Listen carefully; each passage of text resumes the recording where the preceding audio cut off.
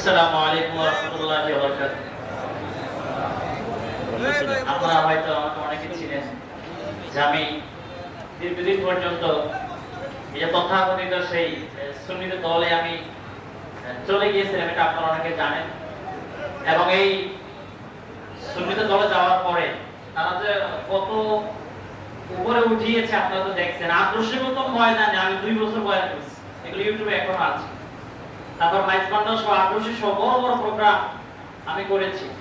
কিন্তু আসলে যখন আমি বন্ধদের বিরুদ্ধে যারা মাজারে নাচ গান করে, মহিলা পুরুষ নাচানাচি বা অনুষ্ঠানের নামে মাজারে সেজদা দেয়, তারপরে এই যে মহিষকে মদ খাওয়ায়া তারপরে নাচানাচি করায়, কি একটা যে পরিস্থিতি, এগুলোর বিরুদ্ধে যখন বলাবলি শুরু করলাম তখনই আমাকে বললো ওহাবি, খারেজি, রাফিজি, যা তা বলতে লাগলো। আমি চিন্তা করলাম যেখানে থাকলে বন্ধদের বিরুদ্ধে বললে, অপকর্মের বিরুদ্ধে বললে খারেজি, রাফিজি, ওয়াহাবি গালি শুনতে হয়, তো এদের দলে থাইকে এদের কাজ করার দরকার নাই। এই সমস্ত বেদাতি দল বাতিল ফেরকা ছেড়ে তা চলে আসাই ভালো।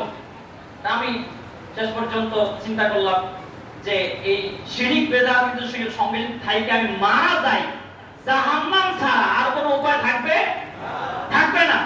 শেষ পর্যন্ত আমি এই আমার শায়েখকে স্মরণ করলাম যে না, এখানে আমার যাওয়া উচিত। যেহেতু মদরুল সালিহি ভাই তিনি 22 বছর ওই রাস্তায় থাকার পরে সালিহি ভাই যেহেতু সঠিক পথে আসছে, তা আমি কেন ওই বেহাত পথে, ওই বেদাতি পথে থাকবো?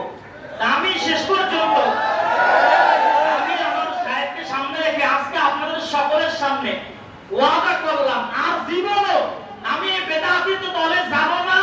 এই ভাবনবাস, এরা চাপাবাজ, চাপা চোরে যারা জিতে বাহাসে, এদের সঙ্গে আমরা নাই। আমি আজ থেকে আমি আহলে হকের পথে ফিরে আসলাম। এবং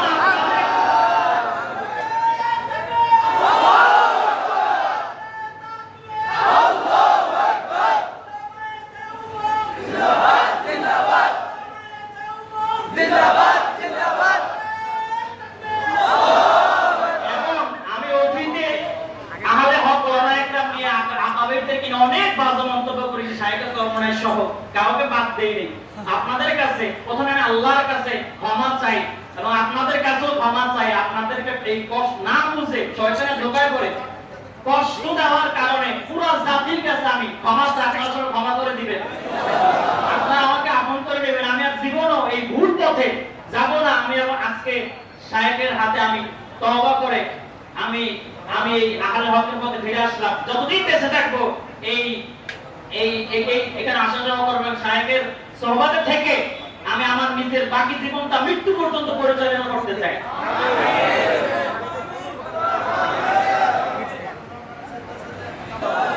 এবং এদের বেলায়েতের মুতলাকা যে কিতাবটা আছে, এই কিতাবের মধ্যে আছে যে আদম আলাইহিস সালাতু ওয়াসসালামকে নাকি আল্লাহ রাব্বুল আলামিন ক্ষমা করেছিল মাইজবান্ডারি পীরের উসিলায়।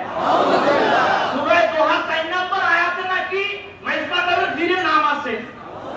শুধু এখানে শেষ না, সূরা আনামের 33 নম্বর আয়াতে নাকি মাইজবান্ডারের পীরের আগমনী বার্তা আল্লাহ বলছে। এই সমস্ত শিরকিয়াত সম্পর্কে যখন জানছি আর থাকা যায়, কোটি টাকা দিলেও আমরা রাখতে পারে না। আমি চলে আসছি, আপনারা দোয়া করবেন। আজকে আমি এখানে আলোচনা সমাপ্ত রাখছি। জি অবশ্যই অবশ্যই অবশ্যই। এবং যে ওখানে ক্ষমা চেয়েছে যে ওখানে ক্ষমা চেয়েছে, এই জন্য আপনারা সবাই ক্ষমা করে দিবেন। একটু কষ্ট পেয়েছে আপনারা অনেক জানি, তাও আমাকে মাফ করে দিবেন।